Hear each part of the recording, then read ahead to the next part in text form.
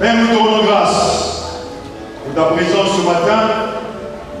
Et maintenant, nous voulons nous asseoir à tes pieds pour écouter ta parole qui est esprit et vie. Parle-nous, Seigneur, par l'action du Saint-Esprit et glorifie le nom de Jésus-Christ de Nazareth. Maintenant, Père. Amen. Veuillez vous asseoir. Nous bénissons le Seigneur ce matin pour le privilège qu'il nous accorde d'être ici à Libreville au Gabon. Nous rendons gloire à Dieu pour le séjour qui s'est très bien passé, pour la conférence de l'ADAC. Papa l'a dit, il a été élu le président de l'Alliance des Églises Assemblées de Dieu en Afrique centrale. Encore félicitations, bravo pour votre agir. Oh, que Dieu soit loué. Et nous avons suivi ensuite la formation du SAT, la formation des professeurs qui s'est très bien déroulée.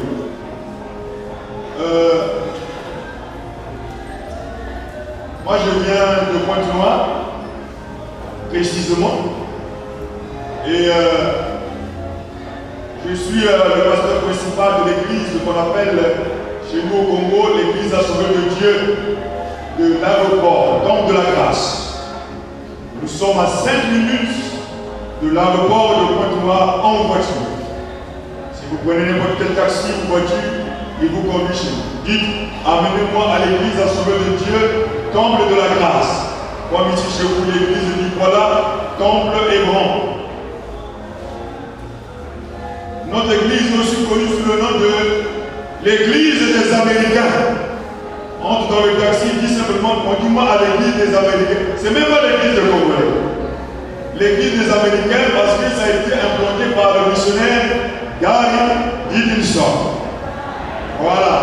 Ou encore dit simplement, amenez-moi à l'église le chapiteau. Parce que l'église a commencé sous un grand chapiteau. Voilà. Amen. Alors, il faut le plus donc merci au docteur Benjamin pour cette invitation de venir nous apporter le message du Seigneur. J'aimerais que nous puissions ouvrir nos Bibles maintenant et nous allons lire dans le livre des Nombres. Nombres, chapitre 6. Nombres, chapitre 6 et versets 22 à 27. Nombre 22, nombre 6, 22 à 27. Voici ce que dit la parole. L'Éternel parla à Moïse et dit, parle à Aaron et à ses fils et dit, vous bénirez ainsi les enfants d'Israël. Vous leur direz que l'Éternel te bénisse et qu'il te garde. Que l'Éternel fasse luire sa face sur toi et qu'il t'accorde sa grâce. Que l'Éternel tourne sa face vers toi et qu'il te donne la paix. C'est ainsi qu'ils mettront mon nom sur les enfants d'Israël et je les bénirai. L'Église dit Amen. Bien-aimés, à travers ce texte, nous voulons partager avec vous ce thème. Un Dieu spécial pour des bénédictions spéciales. Un Dieu spécial pour des bénédictions spéciales. Lorsque nous considérons ce livre de Nombres, il occupe une place importante dans la révélation biblique et aussi dans l'histoire d'Israël. Parce que ce livre nous parle de la marche des enfants d'Israël dans le désert. Pendant 40 ans, le peuple de Dieu a marché dans le désert et pendant leur marche dans le désert, ce peuple a expérimenté la présence de Dieu, la puissance de Dieu, la gloire de Dieu, la victoire de Dieu et aussi la fidélité de Dieu dans leur marche tout au long du désert. Cependant, alors qu'ils étaient en train d'expérimenter et la présence, et la puissance, et la délivrance, et toutes sortes de bénédictions de Dieu, ce peuple dans leur marche a fait montre de ce qu'on appelle l'impiété, c'est-à-dire une vie caractérisée par l'immoralité, par l'infidélité vis-à-vis de Dieu, par la corruption, par les murmures. Et l'histoire d'Israël dans sa marche nous enseigne que toute cette génération a péri et décédée, a été enterrée dans le désert à cause de leur impiété. Bien-aimés, déjà là, nous avons une leçon importante à tirer. Lorsque nous avons été rachetés par le sang précieux de Jésus, lorsque nous avons fait l'expérience du salut à travers l'œuvre de la croix en Christ Jésus, le peuple de Dieu que nous sommes, vous et moi, nous sommes invités, nous sommes appelés à marcher avec le Christ glorifié, le Christ ressuscité. Mais cette marche à laquelle nous sommes engagés doit être une marche qui est en conformité avec l'évangile de Dieu, avec la parole du Seigneur, en respectant les principes éthiques, les principes moraux de la vie chrétienne. Or, le constat aujourd'hui, c'est que l'Église est remplie, l'Église est peuplée de plusieurs personnes qui se disent enfants de Dieu, chrétiens et chrétiennes, mais lorsque vous considérez leur marche, leur relation avec le Christ vivant, le Christ ressuscité, leur marche chrétienne pose problème. Pourquoi? Mais parce qu'il y a cette vie d'impiété où règne l'injustice, l'immoralité, les œuvres des ténèbres, la chair et les principes mondains qui les dominent encore. Bien-aimés, si vous et moi, nous sommes réellement le peuple de Dieu, que le Seigneur a racheté il y a 2000 ans, je vous encourage à revoir et à reconsidérer notre vie chrétienne et notre marche chrétienne de tous les jours et à marcher selon la volonté de Dieu, selon la parole du Seigneur. Ce texte bien-aimé que nous avons lu nous révèle un Dieu spécial qui met à la disposition de son peuple des bénédictions spéciales. Et à travers ce texte, nous allons voir 3 bénédictions spéciales que l'Éternel met à la disposition de son peuple.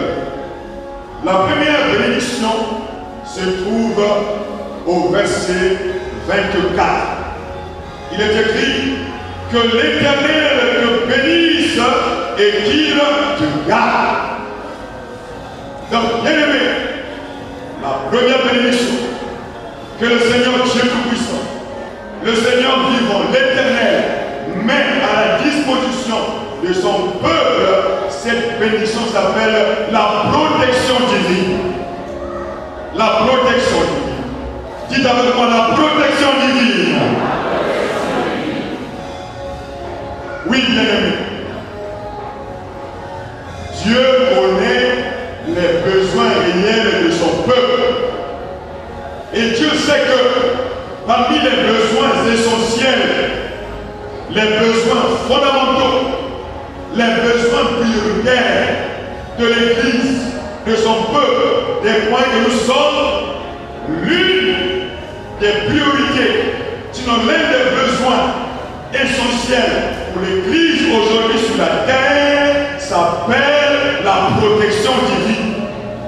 Pourquoi? Mais parce que nous habitons dans un monde plein d'insécurité et d'incertitude.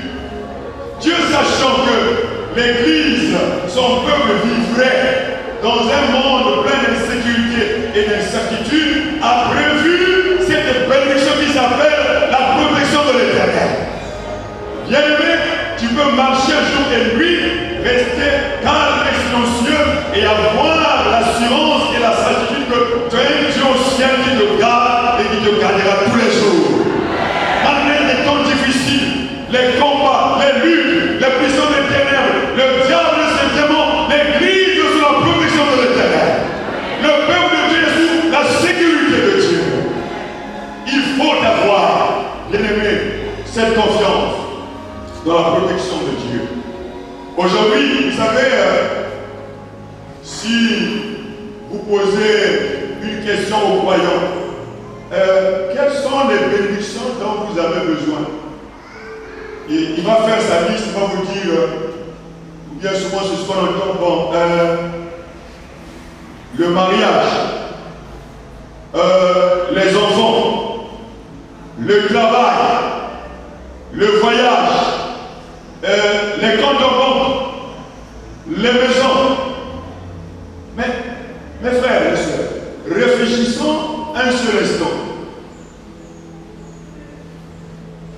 Le mariage que tu demandes là, sans la protection de Dieu, il est voilé. N'est-ce pas? Les enfants que tu cherches là, si Dieu te donne les enfants, il n'y a pas la même protection de Dieu, les enfants sont exposés aux puissances des ténèbres. Le travail que tu cherches, s'il n'est pas protégé par Dieu, mais ton travail c'est tout quoi? Dans une insécurité totale. Le voyage que tu demandes, même si tu as le visa, un voyage sans la protection de l'Éternel est un voyage dangereux. La maison que tu veux construire et bâtir dans cette ville de Libreville et dans ce pays de Gabon, si ces maisons ne sont pas gardées, protégées par l'Éternel, mais ta maison est exposée à toutes sortes d'attaques maléfiques, ténébreuses, diaboliques et sataniques. Donc, pour Dieu, dans ces bénédictions, vous voyez comment Dieu est en train de prioriser les bénédictions. Ici, c'est Dieu qui montre ce dont le peuple de Dieu a besoin comme bénédiction. Et dans la liste des bénédictions, Dieu commence par lister la première bénédiction dont nous avons besoin. Elle s'appelle la protection divine. Tu peux tout manquer, mais que tu puisses avoir la protection de Dieu partout. Partout tu te trouves, que tu puisses être sous la coupe et sous la garde de la protection de Dieu. Bien-aimés, et c'est ce que nous lisons dans les Écritures. Le livre de Psaume nous parle largement au sujet de l'importance de la protection. Dans le Psaume 127, il est écrit, je lis le verset 1 au verset 3. Cantique des décrets de Salomon. Si l'Éternel ne bâtit la maison, ceux qui la bâtissent travaillent en vain. Si l'Éternel ne garde la ville, celui qui la garde veille en vain. En vain vous levez-vous matin et mangez-vous le pain de douleur. Il en donne autant à ses bien-aimés pendant leur sommeil. Voici, des fils sont un héritage de l'Éternel. Le fruit des entrailles est une récompense. Amen. Bien-aimés, sans la protection de Dieu, nous ne sommes rien. Du reste, tout à l'heure, nous avons vécu une scène liée à la protection divine. J'étais avec le chauffeur qui est venu me chercher pour me conduire ici, à l'église. Nous avons quitté là où nous étions logés, au PK8 là-bas, pour venir ici. Et à l'entrée de la grande avenue principale, à 1 mètre, il y avait des véhicules derrière nous. Et dans la grande avenue, les véhicules passaient à grande vitesse. Notre véhicule à nous est tombé en panne. Le moteur s'est arrêté. Et derrière, les voitures étaient en train de classer. Et merci Seigneur que nous étions en train de rouler à vitesse. Mais quelle vitesse? Au ralenti, doucement, parce qu'il y avait un feu, je crois qu'il était là. Mais imaginez que le chauffeur était déjà rentré dans la grande avenue principale et que nous étions en train de rouler à 100 à l'heure. Et que tout d'un coup, le moteur vient à s'arrêter. Brusquement, brutalement.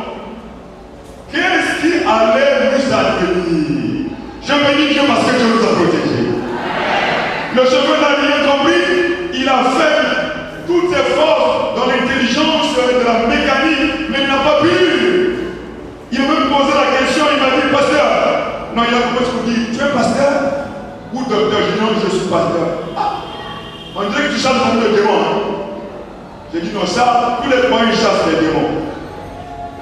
Mais dans tout ça, j'étais en train de comprendre que Dieu était en train de m'enseigner une chose. Oui, tu vas prêcher là-bas, tu vois, sans la protection de Dieu, vous n'êtes rien. Le danger peut vous atteindre ce matin, mais si moi, Dieu, je n'ai pas mis la main, quelque chose de pire peut vous arriver. Bien-aimé, ne compte pas sur ta sagesse, ni sur ta force, ni sur ton intelligence. Tu peux avoir même le permis. Le permis ne te délivre pas de l'accident. Celui qui garde nos vies, nos maisons, nos familles, nos enfants, il s'appelle Jésus de Nazareth. Il s'appelle l'Éternel. C'est lui le grand protecteur. C'est pourquoi il faut se confier dans la protection de l'Éternel Dieu. Oui, bien-aimé. J'aimerais que tu retiennes 3 aspects importants au sujet de la protection divine. Le premier aspect, c'est que la protection de Dieu est disponible. Dites avec moi, disponible. Ne va pas la chercher ailleurs. La protection de Dieu est disponible. Deuxièmement, la protection de Dieu est certaine. Dites avec moi, certaine. Voilà. Troisièmement, la protection de Dieu est gratuite. Dites gratuite. Vous savez que nous sommes dans le contexte africain où règne l'animisme, les religions traditionnelles africaines, le fétichisme, l'occultisme, le spiritisme, la sorcellerie. Avec un petit fil rouge ici au pied. Il me semblerait que dans l'explication des ancêtres, ce fil-là va jouer le rôle de protection. Mais pour nous, les enfants de Dieu, ceux qui ont reçu le salut en Jésus, ceux qui ont été éclairés par la lumière de la parole, ces fils-là sont porteurs, pas de vie mais de mort.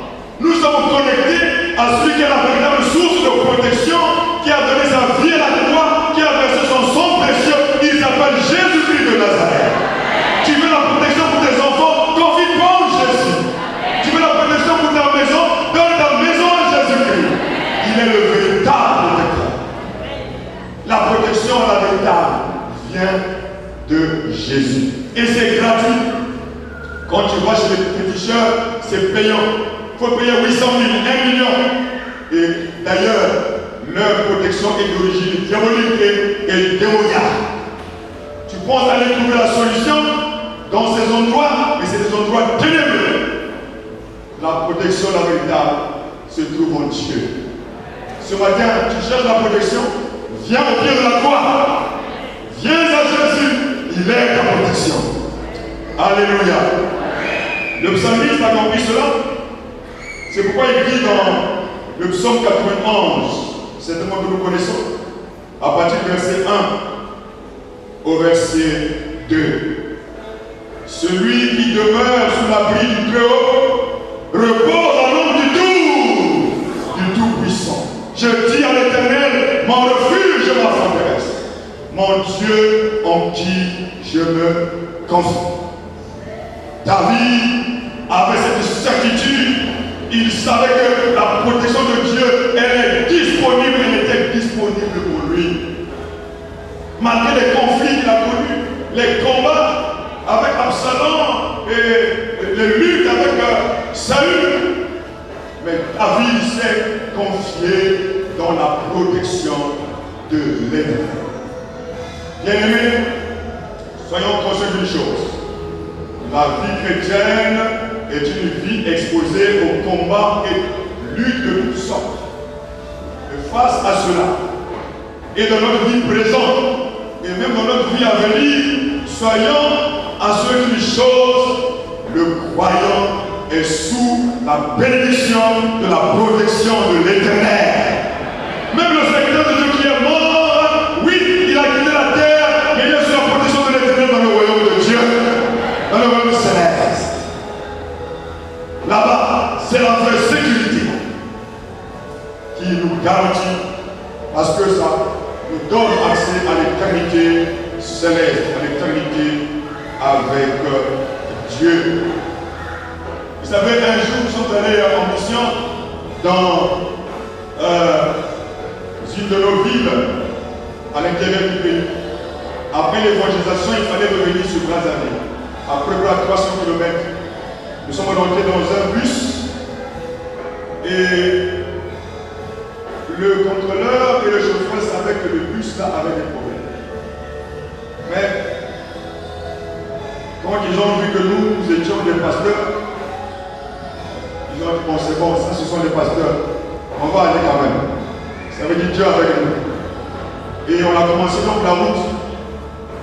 On est arrivé à quelques encablures de Brazzaville. On était en train de percevoir la ville de Brazzaville et en train de descendre la pente, une montagne. On entendait un bruit, quoi.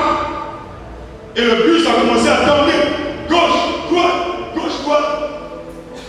Les gens criaient, voyez la mort. Et j'étais avec mon père, l'apôtre Jean-Baptiste Bafundissa. Et lui, il s'est levé dans le bus, il a dit, ne sautez pas, quelques gens commençaient à sauter. Ne sautez pas, restez là. Dieu est avec nous. Et tout d'un coup, il s'est mis à parler en langue. Moi, je l'ai dit, hey, papa parle en langue, moi, je ne parle pas langue. On a commencé à prier. Et le bus est descendu jusqu'à aller se stationner quelque part. Il est resté tranquille. Le contrôleur et le chauffeur dans le bus nous ont regardé. Ils sont venus vers papa, ils ont dit papa, vous êtes vraiment les serviteurs de Dieu. Les passagers sont là. Parce que nous on savait que le bus là est en panne, a des problèmes. Mais comme on a vu que vous êtes des pasteurs, on a dit Dieu avec nous, la protection de Dieu va nous accompagner. Mes amis, les gens qui étaient non, allez les taper, je vous assure. On a dit non, c'est bon. Bien aimé, quand nous marchons avec Dieu, nous avons aussi l'assurance de sa protection divine. Tu peux aller à l'Ambaréné, à Mouina, à Saint-Sylvie, partout. Pourquoi? Mais parce que l'Éternel a dit, je bénirai ton départ et ton arrivée. C'est-à-dire, je vais te protéger partout où tu iras. Ma présence et ma sécurité seront ton partage. Et je prie ce matin que ta vie soit protégée au nom de Jésus. Si quelque part tu te sentais en insécurité, dans tes finances, dans ton mariage, dans ton couple, dans tes affaires, reçois la protection au nom de Jésus de la Sois protégé désormais. Et que tu sois sécurisé dans ta vie. À travers l'œuvre de Jésus. À la croix. Alléluia. Oh, que Dieu soit béni. Vous savez, nous habitons dans une ville, Pointe-Noire, qui appartient à une tribu qui se trouve ici aussi au Gabon, qu'on appelle les Vili. Alors ils ont leur fétiche, les Bikoko, tout et tout. Et ils ont baptisé tous les quartiers de Pointe-Noire ainsi que les communes en un nom significatif de leur Dieu et de leur tradition Vili. Alors, avant, j'habitais au presbytère, construit par le pasteur Gary à l'église. Ça fait 3 ans, Dieu nous a bénis, mon épouse et moi. Nous sommes allés acheter un terrain. On a construit notre maison dans un des quartiers de Pointe-Noire, qui s'appelle le quartier Chimbambuka. C'est-à-dire, dans la langue Vili, ça veut dire la terre des morts.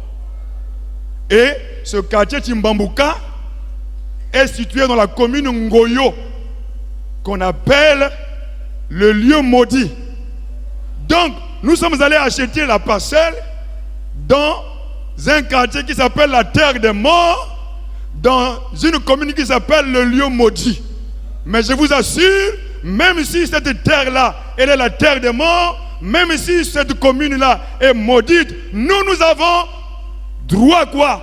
À la protection de l'Éternel. Je suis allé, j'ai bâti la maison, nous dormons, nous nous réveillons et nous sommes sous la main protectrice de l'Éternel. Non, la malédiction de Dieu ne nous atteindra pas. Les puissants des ténèbres n'ont pas d'influence sur nous. Pourquoi? Parce que notre maison est sous la puissance du sang précieux de Jésus. Mon frère, ma soeur, si tu es réellement du royaume de Dieu, n'oublie pas que tu as la certitude partout où tu iras de la protection de l'Éternel. Dors tranquillement. Même lorsque tu vois les rêves bizarres, que ça ne te trouble pas. Tu as la protection de Dieu. Le serviteur d'Élisée est venu vers lui pour dire, Maître, nous sommes entourés par les ennemis dans 2 Rois 6. Qu'est-ce que nous allons faire? C'est fini pour nous, c'est la mort. Élisée l'a regardé et dit, ah, regarde l'homme là. Mon fils, reste tranquille. Et il a prié pour lui, il a regardé. Et il lui a dit, sois calme, sois tranquille. Pourquoi? Parce que ceux qui sont avec nous sont en plus grand nombre que ceux qui sont avec eux. Bien-aimé, tu n'es pas seul. Tu es accompagné non seulement par la présence de Dieu, mais par la cohorte des anges de l'Éternel des armées. Alors, ceux qui sont avec toi sont en plus grand nombre que les puissants de la sorcellerie. Même celle de ta famille. Ne crains point les sorciers ni les puissants des ténèbres. L'Éternel des armées, il est ton roi. Il est ton protecteur. Alléluia. Bien-aimé, la deuxième bénédiction que nous voyons ici, que Dieu dispose, Dieu accorde à son peuple, il est écrit au verset 25, que l'Éternel fasse luire sa face sur toi et qu'il t'accorde sa grâce. Donc, non seulement que Dieu a pourvu à la protection de son peuple comme une bénédiction certaine, mais la deuxième bénédiction dans l'agenda de Dieu qu'il a préparé pour son peuple et qu'il nous accorde tous les jours, ça s'appelle la grâce. La grâce. Bien-aimé, n'oublie pas cela, que parce que nous sommes l'église du Seigneur, parce que nous sommes le peuple de Dieu, nous sommes un peuple privilégié. Et le privilège que nous avons, c'est celui d'être appelé désormais enfant de Dieu, d'avoir été racheté par le sang précieux de Jésus. Et Dieu nous a fait entrer à travers le sang de Jésus dans la nouvelle alliance. Et dans cette nouvelle alliance, nous sommes positionnés et repositionnés dans la grâce de Dieu.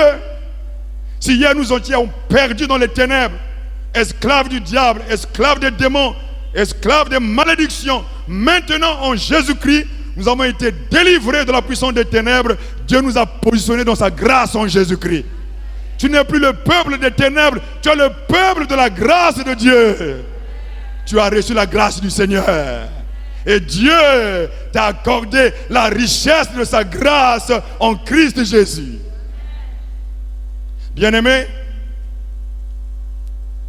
n'oubliez pas cela. Il y a des éléments importants que vous devez savoir au sujet de la grâce de Dieu. Bien-aimés. Et parmi ces éléments, 3 éléments à retenir. Le premier, c'est, retiens cela, bien-aimé, comme un principe en rapport avec la grâce de Dieu. Ce principe est le suivant: ce que je suis, je le suis par la grâce de Dieu. Je répète, ce que je suis, je le suis par la grâce de Dieu. Il faut que tu retiennes ça ici à Libreville et dans ce temple Hébron et partout où tu iras, en tout lieu, dans toutes les nations. Ce que tu es aujourd'hui, ce que tu as été hier et ce que tu seras demain, ce n'est pas par tes œuvres ni par tes mérites, mais c'est l'œuvre de la grâce du Christ Jésus. Alors, rabaisse-toi, sois humble et brisé pour reconnaître, Seigneur, non, ce n'est pas mon œuvre à moi, mais c'est le témoignage de ta grâce dans ma vie. Ce que je suis, c'est ta grâce.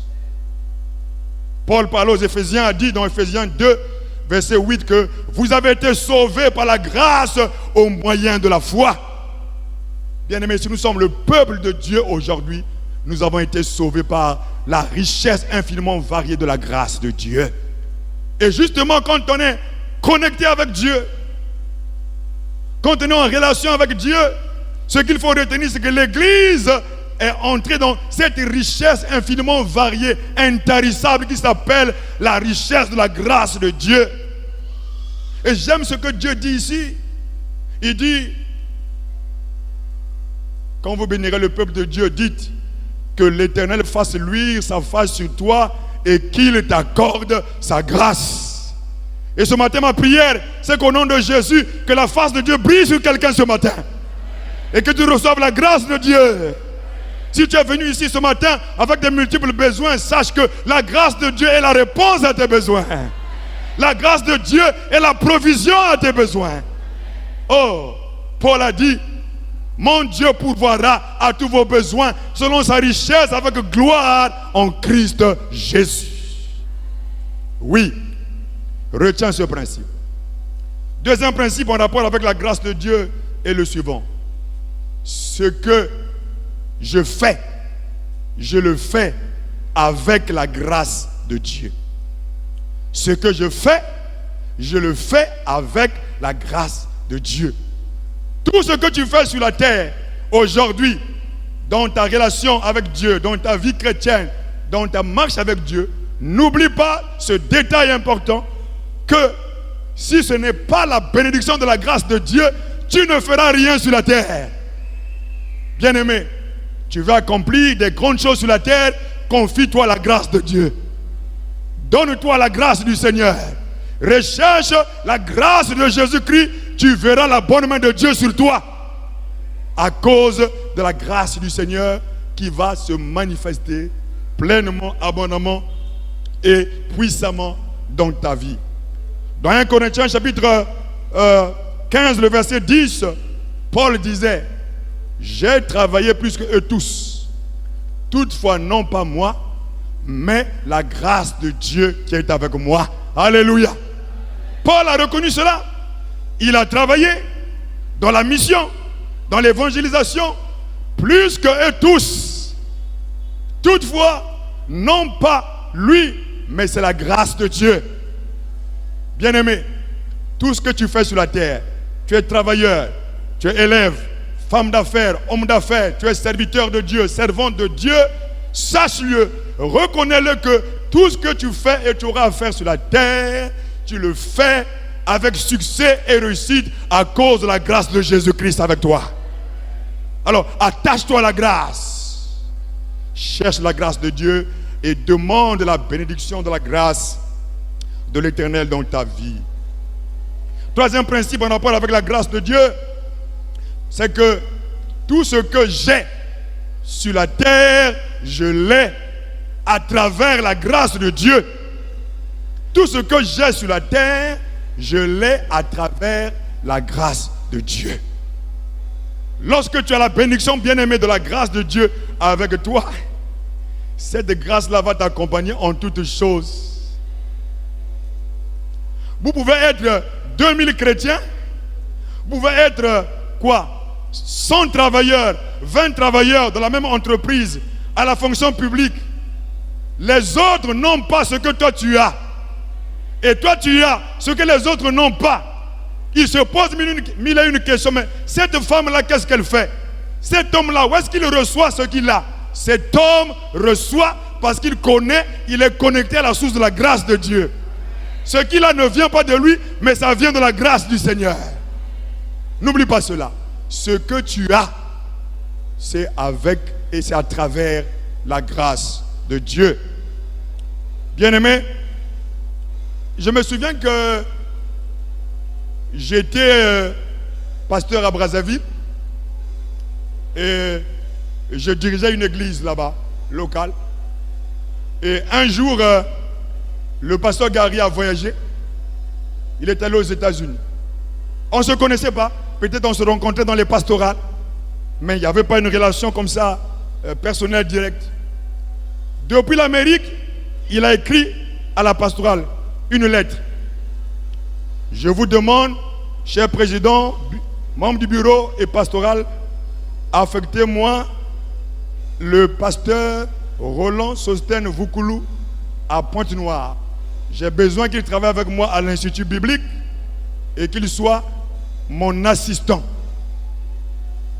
Il a implanté l'église en 96. Plusieurs pasteurs assistants sont passés à ses côtés. Aucun d'eux n'a fait même une année. 3 mois, 6 mois, il regarde au talent, à la compétence, il dit non, c'est pas ça que je cherche, c'est pas ça que je veux. Et finalement, il a écrit donc la lettre pour me demander.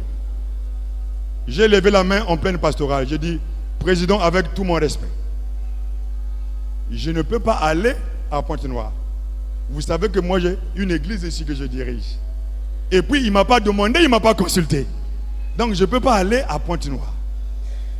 Et pendant cette pastorale, il y avait comme invité le président des Assemblées de Dieu de la RDC, le pasteur Nzembe. Et il m'a parlé en langue. De chez nous là-bas, Lingala. En pleine pastorale. Je vous traduis ce qu'il a dit. Il m'a pointé du doigt comme ça. Il dit, petit, de tous les pasteurs qui sont ici, et les jeunes, et les adultes, et les vieux, et Dieu qui est au ciel, et le blanc, n'ont vu personne, c'est seulement toi le jeune pasteur là. Petit, ferme la bouche, va prendre tes bagages, et descends en Pointe-Noire. Ah Seigneur! Alors j'ai obéi. Je suis allé à Pointe-Noire, pas par conviction, pas par rappel, mais je suis allé à Pointe-Noire par soumission, par obéissance. Et je suis arrivé là-bas, jusqu'à ce que finalement j'ai travaillé 9 ans aux côtés du pasteur Gary comme son assistant. Et quand le temps était arrivé pour qu'il vienne ici, l'Église nationale lui a posé la question, mais quel est le pasteur qu'on va laisser là comme pasteur principal? Parce que c'est l'église centrale, comme ici chez vous, Temple Hébron. C'est l'église centrale des Assemblées de Dieu, sur tous les plans. Qui on va laisser là-bas? Il a dit, voici l'homme que moi j'ai choisi, que je désigne, qui va rester avec l'église. Donc aujourd'hui, je suis là à l'église, l'aéroport Temple de la Grâce. Je suis en train de servir Dieu, de perdre le troupeau. Alors, ce que j'ai aujourd'hui, je ne l'ai pas mérité. Mais ce que j'ai, c'est venu du ciel. C'est la grâce de Dieu. Alors, je prie que toi aussi, que tu sois connecté à la grâce du ciel. Et que tu reçoives ta part de grâce. Si je mange aujourd'hui, je ne l'ai pas mérité. Je mange à cause de la grâce de Dieu. Si j'ai des choses aujourd'hui, je ne l'ai pas mérité. C'est par la grâce de Dieu que j'ai reçu cela. Alors, je rends gloire au Seigneur à cause de sa grâce dans ma vie.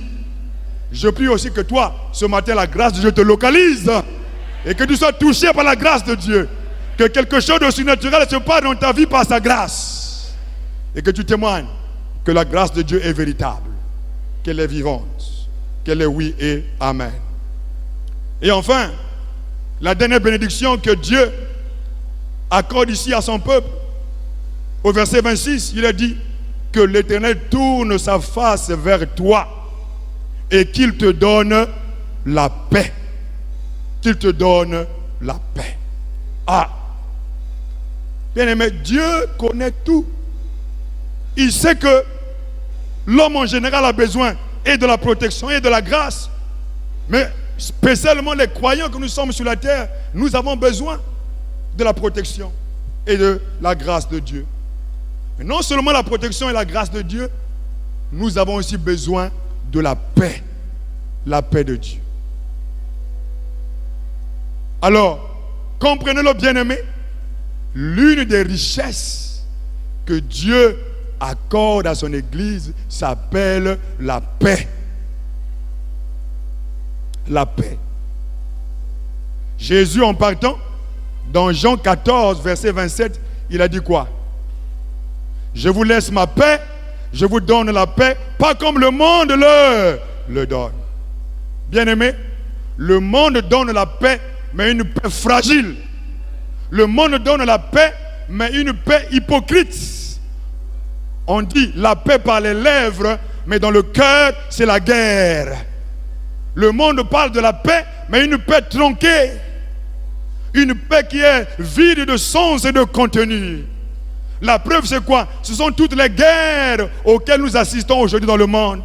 En Irak, en Libye, au Soudan, en Somalie. Maintenant, c'est quoi? Ukraine et Russie. Bien-aimés, nos pays dans le monde, l'Afrique centrale, le Gabon, le Congo-Brazzaville, nous tous ici, tels que nous sommes ce matin, nous avons besoin de cette bénédiction qui s'appelle la paix de Dieu. Tu peux ou ne pas manger, mais si tu es en paix, alors tu es en paix. Personne ne viendra te déranger parce que tu as la paix de Dieu avec toi. Tes prières peuvent ou ne pas être exaucées, mais le plus important c'est, est-ce que tu as la paix de Christ avec toi? C'est ça, bien-aimé. Alors voici cette bénédiction importante que Dieu transmet à son Église, que Dieu partage à son Église, que Dieu communique à son Église. Elle s'appelle la paix. La paix qui veut dire l'absence de trouble, l'absence de guerre, de conflit ou de tumulte. Et c'est ce que le Seigneur veut, bien-aimé, nous accorder. Plusieurs dans l'église, nous venons, mais lorsque vous parlez avec eux, vous dialoguez avec eux, vous sentez que ce frère ou cette sœur a un problème de paix. Ce foyer, ce couple, ce mariage a un problème de paix.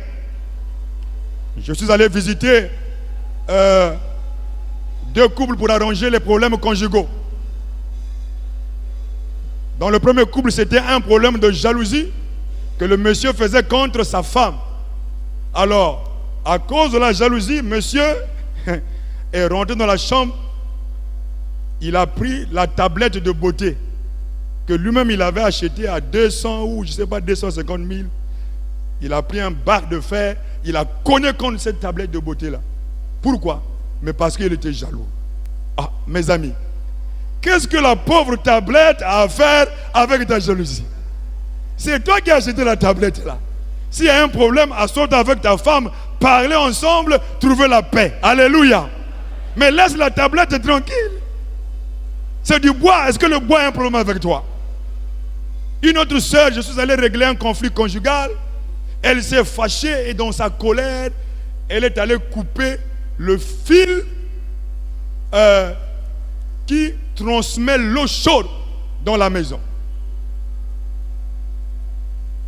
Et puis, le week-end, après avoir réglé le conflit, puisque la paix est revenue, il dit, chérie, vraiment moi je suis habitué à me laver avec l'eau chaude. Hein.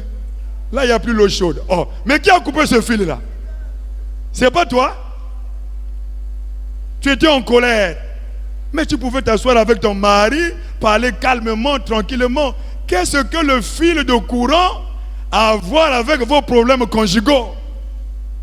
S'il y a un problème, on s'assoit autour de la table, on cherche la paix dans le dialogue et dans la réconciliation par la puissance du Saint-Esprit. Quelqu'un dit Amen. Oui. Oui, bien-aimé. Alors que Dieu nous aide. S'il y a des foyers ici ce matin, recevez la paix au nom de Jésus. Que les maisons soient en paix au nom de Jésus. Que les familles soient en paix aussi au nom de Jésus. Oui, c'est la richesse que Dieu nous a donnée. Du reste, quand on lit la plupart des épîtres pastorales et même des épîtres générales, les salutations et à l'introduction et à la conclusion, c'est lesquelles? Que la grâce, que la miséricorde et enfin quoi? La paix du Seigneur soit avec vous tous. Bon, comme nous sommes en mode Covid, regarde ton voisin ou ta voisine, dis-lui quand même, mon frère, ma soeur, la paix de Christ, sans le toucher. La paix de Christ. La paix de Christ. Alléluia. Dieu nous appelle à être des fils et des filles de paix et à recevoir cette bénédiction capitale qui vient de lui, qui s'appelle la paix divine. Alors, bien-aimés, je termine. Retenez ces 3 bénédictions que Dieu accorde à son peuple. La protection, la grâce et la paix. Ce sont des bénédictions fondamentales que Dieu nous accorde dans le Christ Jésus. Alors, soyons heureux de savoir que nous avons un Dieu merveilleux qui pense à nous bénir et qui a disposé toutes ses richesses comme bénédiction à l'endroit de son peuple que nous sommes. Que Dieu vous bénisse au nom de Jésus-Christ. Gloire à Dieu. Alléluia. Alléluia. Est-ce qu'on peut se lever un instant, s'il vous plaît?